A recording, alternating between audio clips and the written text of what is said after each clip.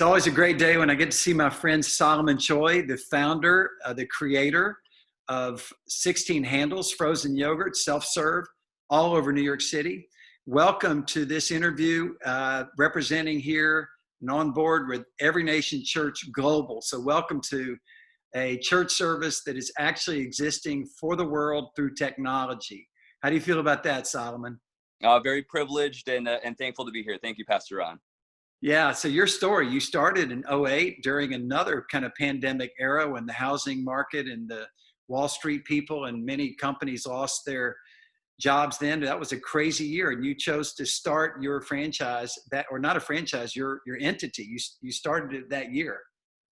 I did. I moved to New York City in March of 2008 from Southern California, which is where I grew up. And started 16 Handles right there in the thick of everything that was going on.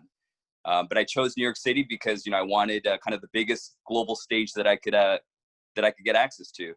And amidst all that opposition, fortunately, by God's grace, it ended up working out.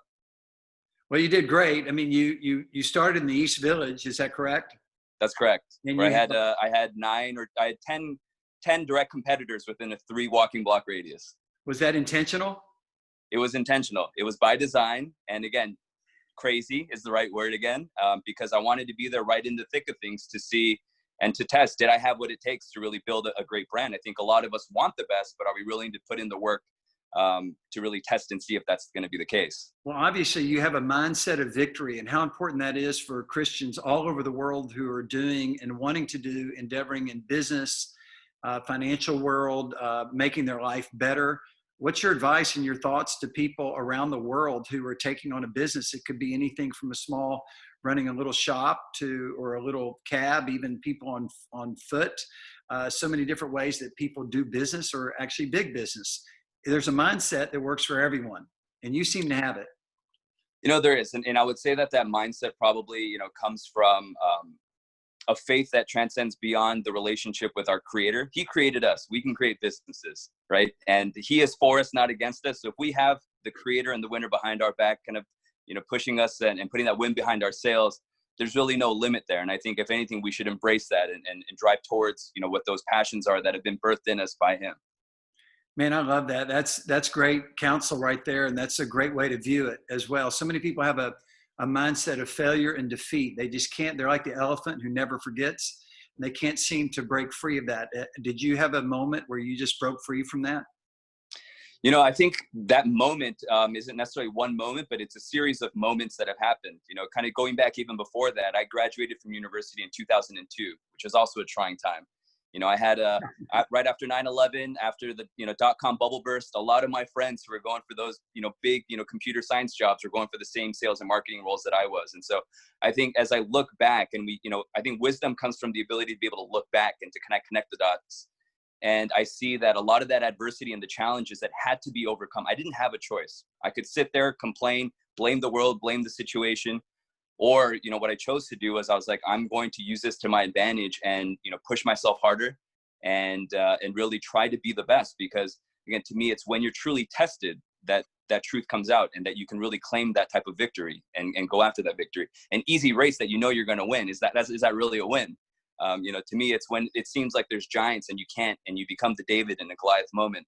Those are the moments I live for. And I've been thrown into that cage, so to speak, many times. And so I will continue, as long as our God is willing to work like that. Well, you certainly have the mindset of that. And I love that. You don't have like a wilderness mentality like some of the Israelites in the wilderness, but you have a promised land. Let's go in and take the giants mentality. Along the way, you and I have spoken a lot about pivotal moments where you pivot, you shift, you change. And it seems like we're through this COVID-19 that all of us are in a pivot moment right now. We are, and, one of the ways that I was able to, expand my business during the time in '08 was you had a lot of these social media platforms that we take for granted today, the Facebooks, the Twitters. We were actually, 16 Handles was actually the first brand to ever use Snapchat for marketing. So, so Snapchat started, I think, around '09. And so when I look at all these technological advances that have been created, for our favor to scale, so we can work smarter and scale as opposed to having to work harder. I think leaning into that and pivoting, whatever that may be, has created advantages for me. One I'll give you right now is my New York City stores are closed to the general public. You can't go in there and create your own, because that kind of ban hasn't been lifted yet. However, they're all open for delivery and for order ahead and pickup. You wouldn't think that with something like a soft serve cup, something that you would think is melt, would deliver well, but we actually figured that out 5 years ago. And so even our business had to pivot. We're working on an app right now to change so you can order directly through the app to have that delivered to you in less than 30 minutes. Something that Domino's had figured out decades ago. Again, those answers and truths are there. And for us, we have to pivot and lean towards those things that are going to make it easier, to give our product and service to our customers.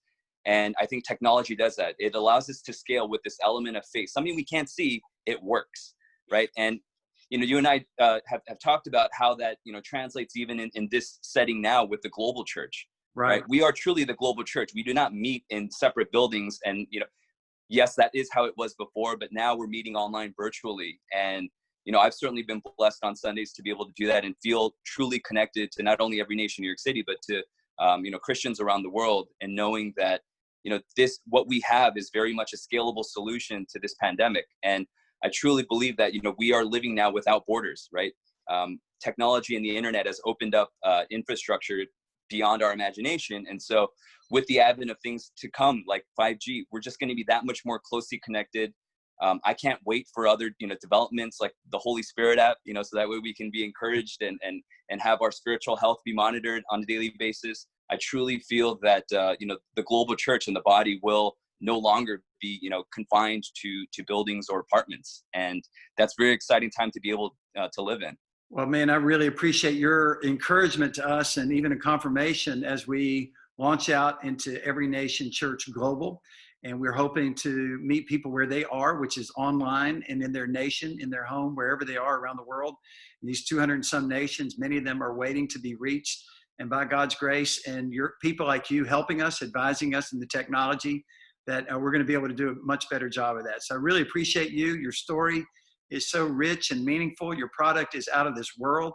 It's our favorite spot to go to. My little girls drag me there all the time. And we appreciate you. And thanks for who you are and what you've added to us today. Thank you.